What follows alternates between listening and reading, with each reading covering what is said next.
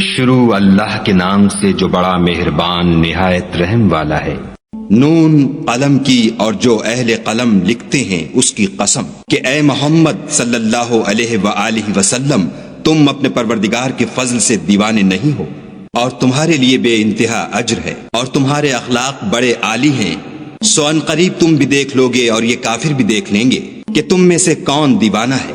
تمہارا پروردگار اس کو بھی خوب جانتا ہے جو اس کے رستے سے بھٹک گیا، اور ان کو بھی خوب جانتا ہے جو سیدھے رستے پر چل رہے ہیں۔ تو تم جھٹلانے والوں کا کہا نہ ماننا۔ یہ لوگ چاہتے ہیں کہ تم نرمی اختیار کرو تو یہ بھی نرم ہو جائیں، اور کسی ایسے شخص کے کہے میں نہ آ جانا جو بہت قسمیں کھانے والا ذلیل اوقات ہے، طعن آمیز اشارتیں کرنے والا، چغلیاں لیے پھرنے والا، مال میں بخل کرنے والا، حد سے بڑا ہوا بدکار، سخت خو اور اس کے علاوہ بدذات ہے، اس سبب سے کہ مال اور بیٹے رکھتا ہے۔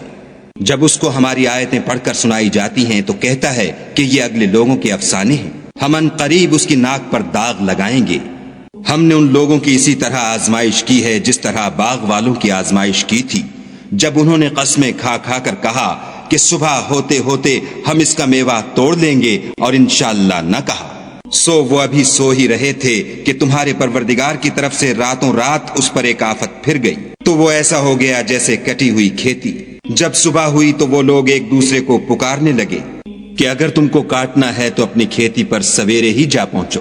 تو وہ چل پڑے اور آپس میں چپکے چپکے کہتے جاتے تھے کہ آج یہاں تمہارے پاس کوئی فقیر نہ آنے پائے، اور کوشش کے ساتھ سویرے ہی جا پہنچے، گویا کھیتی پر قادر ہیں۔ جب باغ کو دیکھا تو ویران، کہنے لگے کہ ہم رستہ بھول گئے ہیں، نہیں بلکہ ہم برگشتہ بخت بے نصیب ہیں۔ ایک جو ان میں فرزانہ تھا بولا، کیا میں نے تم سے نہیں کہا تھا کہ تم تسبیح کیوں نہیں کرتے؟ تب وہ کہنے لگے کہ ہمارا پروردگار پاک ہے، بے شک ہم ہی قصوروار تھے۔ پھر لگے ایک دوسرے کو رو در رو ملامت کرنے، کہنے لگے ہائے شامت، ہم ہی حد سے بڑھ گئے تھے۔ امید ہے کہ ہمارا پروردگار اس کے بدلے میں ہمیں اس سے بہتر باغ عنایت کرے۔ ہم اپنے پروردگار کی طرف رجوع لاتے ہیں۔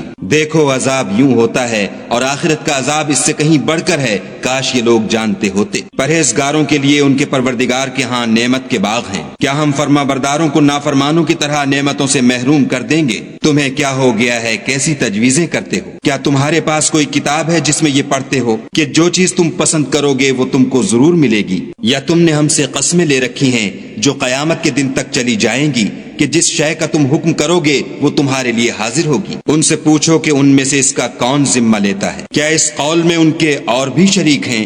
اگر یہ سچے ہیں تو اپنے شریکوں کو لا سامنے کریں۔ جس دن پنڈلی سے کپڑا اٹھا دیا جائے گا اور کفار سجدے کے لیے بلائے جائیں گے تو وہ سجدہ نہ کر سکیں گے، ان کی آنکھیں جھکی ہوئی ہوں گی اور ان پر ذلت چھا رہی ہوگی، حالانکہ پہلے اس وقت سجدے کے لیے بلائے جاتے تھے جبکہ صحیح و سالم تھے۔ تو مجھ کو اس کلام کے جھٹلانے والوں سے سمجھ لینے دو، ہم ان کو آہستہ آہستہ ایسے طریق سے پکڑیں گے کہ ان کو خبر بھی نہ ہوگی، اور میں ان کو مہلت دیے جاتا ہوں، میری تدبیر قوی ہے۔ کیا تم ان سے کچھ اجر مانگتے ہو کہ ان پر تاوان کا بوجھ پڑ رہا ہے، یا ان کے پاس غیب کی خبر ہے کہ اسے لکھے جاتے ہیں؟ تو اپنے پروردگار کے حکم کے انتظار میں صبر کیے رہو، اور مچھلی کا لقمہ ہونے والے یونس کی طرح نہ ہونا کہ انہوں نے خدا کو پکارا اور وہ غم و غصے میں بھرے ہوئے تھے۔ اگر تمہارے پروردگار کی مہربانی ان کی یاوری نہ کرتی تو وہ چٹیل میدان میں ڈال دیے جاتے اور ان کا حال ابتر ہو جاتا۔ پھر پروردگار نے ان کو برگزیدہ کر کے نیکوکاروں میں کر لیا، اور کافر جب یہ نصیحت کی کتاب سنتے ہیں تو یوں لگتے ہیں کہ تم کو اپنی نگاہوں سے پھسلا دیں گے،